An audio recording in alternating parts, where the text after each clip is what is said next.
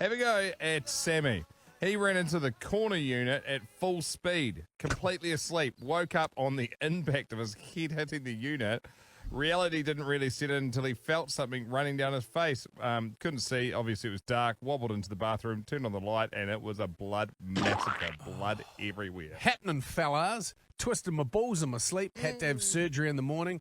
Surgeon was my girlfriend's dad. Lol. Woke up with a red nappy, 13-year-old boner, and a nurse wanting to check out me nads. Oh, that is a lot. There's a lot going on. That's a torsion of the testy. You don't want that. Matthew Smith, I was visiting mum and dad a few years ago, heard a big commotion in the middle of the night.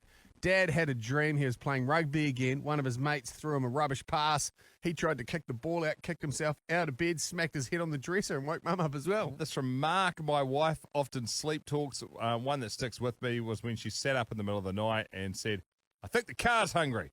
I'm going to feed it some fish fingers. Those are the good ones, eh? This one here from Kate Merton. My husband said in his sleep, I wish I'd never mention it now. So I said, mention what? He goes in a loud voice, I've been eating cardboard. Another one, he fell asleep on the chair. I tried to wake him up, and while half asleep, it said, I need to get them ready for bed. I said, who are you getting ready for bed? And he replies, the guinea pigs. The last one he said in his sleep was, call me Captain Dandelion. That's the exact sort that would be so comical. Jack Butler, I dreamed I was fighting zombies. Woke up to find I had kicked the wall in my sleep and broken my big toe. Ooh, yeah. This one here from Peter Colston. While sleepwalking, I managed to have a shower, fell out of the shower, smashed the toilet, put myself back into bed, absolutely soaked, and woke up the next morning and tried to blame my partner until I felt a massive egg on my head. Gather around. This is story time. This just goes from bad to worse, this one. This is from Nikki. I travel a lot for work, but it's usually to Europe. And with 3 kids at home, it's never really been possible for my husband to join me. More recently, I'd taken on a role closer to home, so we decided he would join me on a trip to Sydney. He explored the sights of Sydney whilst I worked, and we met in the evenings for dinner and drinks. On the third night of socialising and overindulging, nature called. Now, being a man, he has some weird habits that confuse me, one of which is navigating nighttime toilet trips with his eyes closed. He says he does it so he doesn't wake up too much. Yeah, but echolocation. Well, this time, this little trick backfired. In the night, when he got up to blindly navigate his way to relieve himself, before he knew it, he ended up outside the suite, fully waking up to the bright lights of the hallway outside.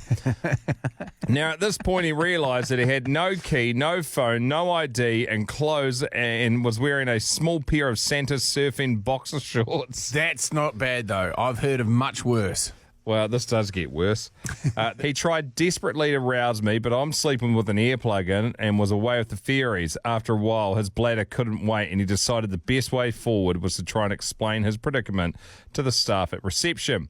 While the staff were most helpful and seemed almost too understanding, he merely had to confirm a few minor details, name, room number, etc., before they gave him a spare key and allowed him back up to the room where he finally got to relieve himself and clamber back into bed.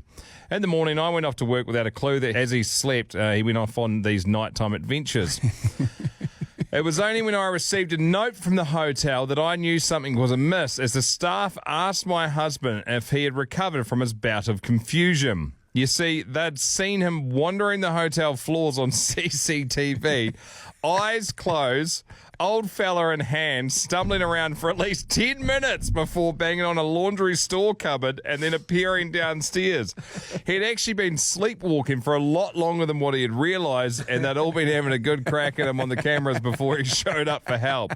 And if you're wondering, I have never stayed at that hotel again. That's a beauty, eh?